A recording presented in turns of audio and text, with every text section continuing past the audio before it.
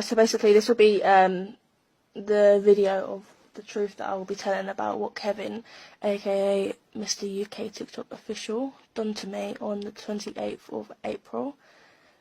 Me and Amber was basically walking around the food court in Lakeside Shopping Centre, in which I spotted Kevin. He was sat down near KFC with Tanya, his girlfriend. We started talking to them like we was all getting on and everything. Amber was taking photos with him. And then after he's finished eating his food, he asked us to help him find Tanya's car and obviously asked where the good places around here are to film. Amber was then giving him directions of where the best places are, and she mentioned outside Hollywood Bowl where he did do his live. In which he didn't understand the directions, so Amber was nice enough to say, "Oh, we'll help you get there." So we ended up getting in the car and telling them directions. But the first red flag for me was why Kevin got in the back of his own girlfriend's car when he could have sat in the front. That was my first red flag. And then obviously the second one was him not asking my age or my name. He was only like asking Amber what her name was. That was it. He didn't ask Amber's age, actually, in fact. We ended up at Hollywood Bowl in Lakeside, where all of you saw where his live was. Hollywood Bowl in Lakeside, where all of you saw where his live was filmed.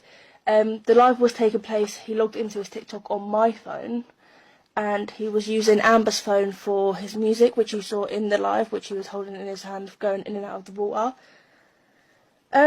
We did tell him that we could only be there for a short period of time because we were actually in the food court to get food, but he had taken us to a different destination, so we was meant to go to Pizza Hut. And we needed Amber's phone to buy stuff because where it's got Apple Pay, and I didn't bring my card out with me on that day. So yeah. Right, so I left my coat in his car as well, his girlfriend's car, and he wasn't allowing me to go get my coat.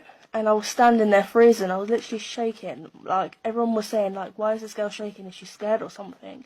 But the way he's snapping at everyone, it just kind of made me like, well, I'm not going to ask this guy again because he seems to start getting serious now. Like, it was just a bit weird how he just started going from laughing with us to snapping to us, like, when we was asking to leave. Just got a bit weird.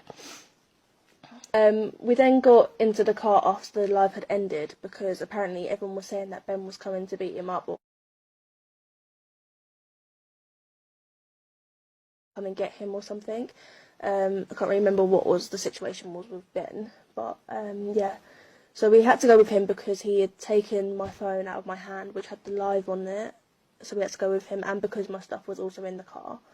I sat in the back, and he also sat back in the back with me.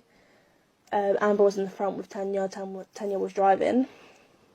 And the booster seat was stacked onto my left leg, leaving my right leg and my crotch area free of space. And then 5 minutes after us being in the car, driving away, he then asked me to look out the back window, checking if anyone was following. Like, if you thought there was someone following you, you would ask me straight. The back window, checking if anyone was following. Like, if you thought there was someone following you, you would ask me straight away to like keep a lookout. But it was like 5 minutes after we had all got in the car and Tanya was driving away. I told him straight away that there was no one there, and so did Tanya said it, and Amber said it, and we all said it more than once as well, but he still put his head down on my right leg. He was then moving it closer towards my crotch and like moving his head up and down. I could feel it going across my ribs and like squishing my boob and stuff, and like just basically impersonating my personal space, in which I felt very like, I don't know the feeling of how I felt. It was just not a good feeling.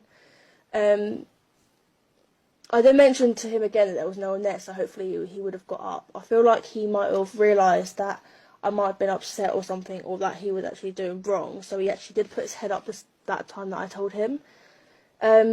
He dropped us off to Amber's stepdad's flat, and I was just desperate to literally just leave. I was like trying to like get Amber. I was like, come on Amber, we need to go upstairs.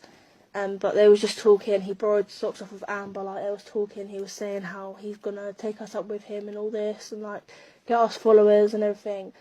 But we was like, we don't like want followers or anything. Like, that's not our priority. Like, we're not here for followers. Otherwise, we would have like asked for it, if you get what I mean. But we didn't. So yeah, and Amber did duel him as well that same day and a couple of days after, because I had only told her 2 or 3 days after, and which she went on a live saying that he made me uncomfortable, and his only response was, "Oh well, I won't go live with you again then." There was no sorry, there was nothing. He just said, "I won't go live with you ever again." That is a guilty conscience right there. If you saying you're not going to go live with us, you definitely know what you've done wrong, Kevin. You know what you've done wrong that day to me, and which is why you're so mad about it and why you're getting the police on us when we